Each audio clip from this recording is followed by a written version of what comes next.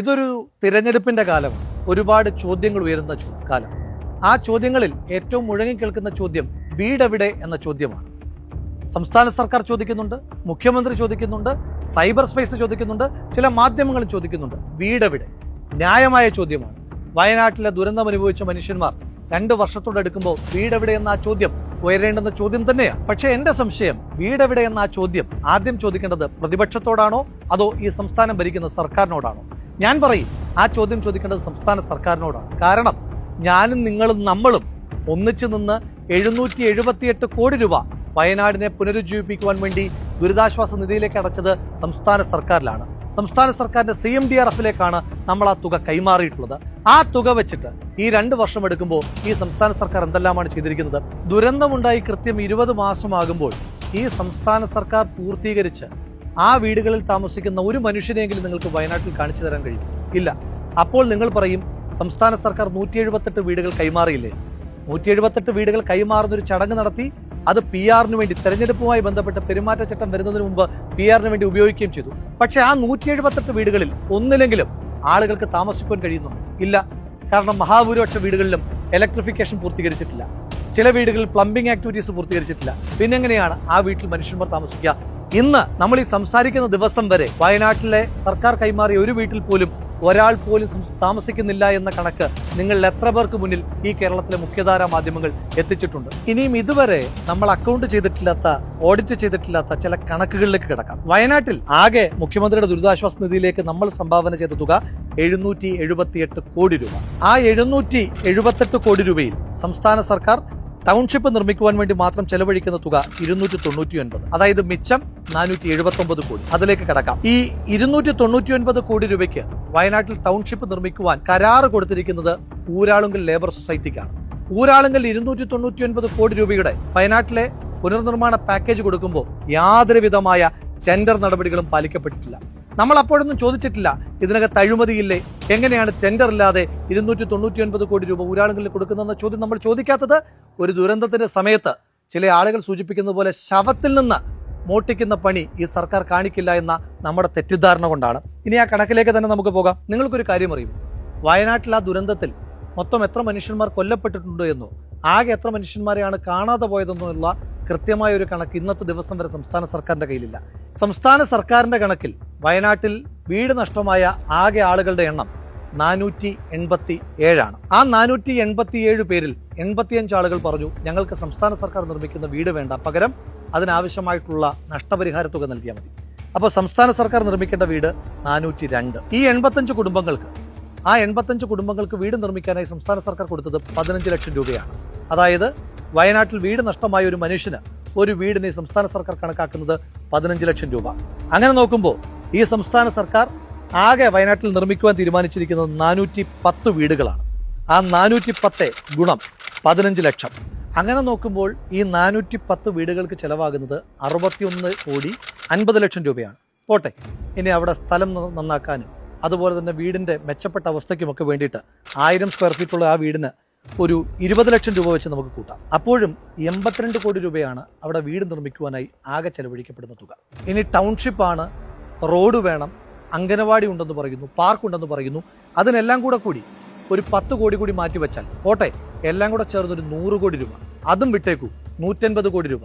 പക്ഷേ ടൗൺഷിപ്പിന് വേണ്ടി ആകെ മാറ്റിവെച്ചിരിക്കുന്ന തുക 299 കോടിയാണ്. അപ്പോൾ ഈ ബാക്കി 149 കോടി വെച്ച് ഈ സംസ്ഥാന സർക്കാർ ഊരാളുകളിലും കൊണ്ട് എന്ത് ചെയ്യാനാണ് ഉദ്ദേശിക്കുന്നത്?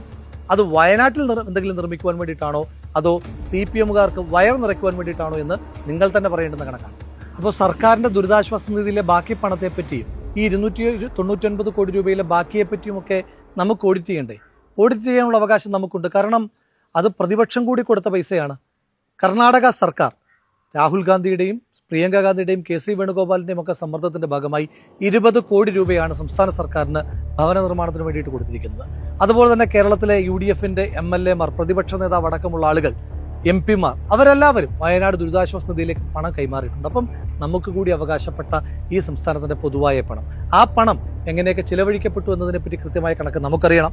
ഇനി തിരിച്ച് കോൺഗ്രസിനോട് നിങ്ങൾക്ക് ചോദിക്കാം, പ്രതിപക്ഷത്തോട് നിങ്ങൾക്ക് ചോദിക്കാം, എന്തിനെപ്പറ്റി? കാലതാമസത്തെപ്പറ്റി. ശരിയാണ്, പ്രതിപക്ഷത്തിന് കാലതാമസം ഉണ്ടായിട്ടുണ്ട് ഭവന നിർമ്മാണത്തിൽ. ഒരു കാര്യം നിങ്ങൾ മനസ്സിലാക്കേണ്ടത്, ഈ സംസ്ഥാനത്തെ എല്ലാ ഭൂമിയുടെ മുകളിലും കൂടുതൽ അവകാശമുള്ള സംസ്ഥാന സർക്കാർ, ആ സർക്കാരിന് പോലും 2024 ജൂലൈയിൽ ദുരന്തമുണ്ടായിട്ട് ഭൂമി ഏറ്റെടുപ്പ് പൂർത്തീകരിക്കുവാൻ കഴിഞ്ഞത് 2025 ഏപ്രിൽ മാസം 11-ാം തീയതിയാണ്. ഏതാണ്ട് ഒരു വർഷത്തോടെടുത്തു സംസ്ഥാന സർക്കാരിന്. അതിനേക്കാൾ കുറച്ചുകൂടി സമയം കോൺഗ്രസിനെടുത്തു. കോൺഗ്രസിന് മേപ്പാടിയിൽ കുന്നുംപറ്റയിൽ സ്ഥലം വാങ്ങിയിട്ടുണ്ട്. ഇന്ത്യൻ നാഷണൽ കോൺഗ്രസ് KPCCയുടെ നേതൃത്വത്തിൽ ആപ്പ് വഴി ഏതാണ്ട് 4.5 കോടി രൂപയാണ് സമാഹരിച്ചതെന്നാണ് ഞാൻ മനസ്സിലാക്കുന്നത്. യൂത്ത് കോൺഗ്രസ് ആപ്പ് ഉപയോഗിച്ചിട്ടില്ല. ഓരോ നിയോജകമണ്ഡലം കമ്മിറ്റികൾക്ക് അക്കൗണ്ടിൽ പൈസ നിക്ഷേപിക്കുവാനാണ് ആവശ്യപ്പെട്ടത്. അത് പ്രകാരം സംസ്ഥാന യൂത്ത് കോൺഗ്രസ് കമ്മിറ്റി ഏതാണ്ട് 1,05,00,000 രൂപ KPCC കൈമാറുകയും ചെയ്തു. ഈ പണം കൊണ്ട് എന്ത് ചെയ്തു? ഈ പണം ഉപയോഗിച്ചുകൊണ്ടാണ് വയനാട് മേപ്പാടിയിൽ കുന്നുംപറ്റയിൽ കോൺഗ്രസ് സ്ഥലമേറ്റെടുത്തത്. ആ സ്ഥലത്ത് നിർമ്മാണ പ്രവർത്തനങ്ങൾക്ക് ആവശ്യമായിട്ട് സ്ഥലം വൃത്തിയാക്കുന്ന പ്രവർത്തനങ്ങളുമായിട്ട് ഇപ്പോൾ മുന്നോട്ട് പോവുകയും ചെയ്യുകയാണ്. ഇനി കണക്കിനെ ഓഡിറ്റ് ചെയ്യുകയാണെങ്കിൽ, ഞാൻ യൂത്ത് കോൺഗ്രസ് പ്രസിഡന്റ് ആയിരിക്കുമ്പോഴാണ് പത്തനംതിട്ടയിൽ വെച്ച് മാധ്യമ സമ്മേളനം നടത്തിയിട്ട് ചോദിച്ചു. ഞാൻ സംസ്ഥാന യൂത്ത് കോൺഗ്രസ് കമ്മിറ്റിയുടെ സ്റ്റേറ്റ്മെന്റ്, ബാങ്ക് സ്റ്റേറ്റ്മെന്റ് എടുത്ത് കൈരളിയുടെ റിപ്പോർട്ടറോടാണ് കൊടുക്കുന്നത്. നിങ്ങളിത് പരിശോധിച്ചിട്ട് ഇന്നത്തെ ദിവസം വരെ ഈ അക്കൗണ്ടിൽ നിന്ന് 1 രൂപയെങ്കിലും പിൻവലിച്ചതായി തെളിയിച്ചാൽ ഞാൻ ആ ഉത്തരവാദിത്വത്തിൽ നിന്ന് രാജിവെക്കാം എന്നെന്ന് വെല്ലുവിളിക്കുകയും ചെയ്തിരുന്നു. ഇനി തിരിച്ച് പണം കൊടുത്തു എന്ന് പറയുന്ന DYFIയുടെ കണക്കിനെ പറ്റി നമുക്കൊന്ന് ഓഡിറ്റ് ചെയ്യണ്ടേ? DYFI എന്നാണ് മുഖ്യമന്ത്രിക്ക് ചെക്ക് കൈമാറിയത്? 2025 ഏപ്രിൽ മാസമാണ് 20 കോടി രൂപയുടെ ചെക്ക് മുഖ്യമന്ത്രിക്ക് കൈമാറിയത്. അതായത് 2025 ഏപ്രിൽ മാസം DYFIക്ക് 20 കോടി രൂപ അവരുടെ അക്കൗണ്ടിലേക്ക് എത്തി. അതുകൊണ്ടാണല്ലോ സംസ്ഥാനത്തിന്റെ മുഖ്യമന്ത്രിക്ക് ചെക്ക് കൈമാറുവാൻ കഴിയുന്നത്. ഇനി തിരിച്ച് DYFI അക്കൗണ്ടിൽ പണം നിക്ഷേപിക്കുന്നതെന്നാണ് 2026 ജനുവരി മാസം. അതായത് 10 മാസം 20 കോടി രൂപ DYFIയുടെ അക്കൗണ്ടിലുണ്ടായിരുന്നു. ഇനി അതിന്റെ കണക്ക് നമുക്ക് നോക്കാം. 20 കോടി രൂപ നമ്മുടെ നാട്ടിലൊക്കെ ശരാശരിയുള്ള ഒരു പലിശ ഉണ്ടല്ലോ, 7%. 7% വെച്ച് പലിശ നോക്കിയാൽ തന്നെ 20 കോടി 10 മാസം അക്കൗണ്ടിൽ കിടക്കുമ്പോൾ ഏതാണ്ട് 1,16,00,000 രൂപ DYFIക്ക് കിട്ടിയിട്ടുണ്ട്. ആ 1,16,00,000 രൂപ വെച്ച് DYFI എന്താ ചെയ്തത്? അതിനെപ്പറ്റി നമുക്ക് ഓഡിറ്റ് ചെയ്യണ്ടേ? അപ്പോൾ നമുക്ക് ഓഡിറ്റുകൾ വേണം. കാലതാമസത്തെപ്പറ്റി ഓഡിറ്റ് ചെയ്യണം, കിട്ടിയ പണത്തെപ്പറ്റിയും ഓഡിറ്റ് ചെയ്യണം. ആ ഓഡിറ്റ് ചെന്നെത്തുക സംസ്ഥാന സർക്കാരിലേക്കായിരിക്കും. പ്രതിപക്ഷത്തെ സംബന്ധിച്ചിടത്തോളം ഏറ്റവും എളുപ്പമുള്ള ജോലി ചോദ്യം ചോദിക്കലായിരുന്നു. പക്ഷേ UDF പ്രതിപക്ഷമായിരിക്കുമ്പോൾ ചോദ്യം ചോദിക്കുകയല്ല, എന്തുകൊണ്ട് വീട് വൈകി, എന്തുകൊണ്ടാണ് നിങ്ങൾ വീട് നിർമ്മിക്കാത്തത് എന്ന ചോദ്യം ചോദിക്കുന്നതിന് പകരം ഞങ്ങൾ ചെയ്തത്, UDF ചെയ്തത്, ഞങ്ങൾ കൂടി സംസ്ഥാന സർക്കാരിനോടൊപ്പം നിന്ന് വീട് നിർമ്മിക്കാം, വയനാടിനെ പുനരുജ്ജീവിപ്പിക്കാം, ഈ നാടിനെ ചേർത്ത് പിടിക്കാമെന്നാണ്.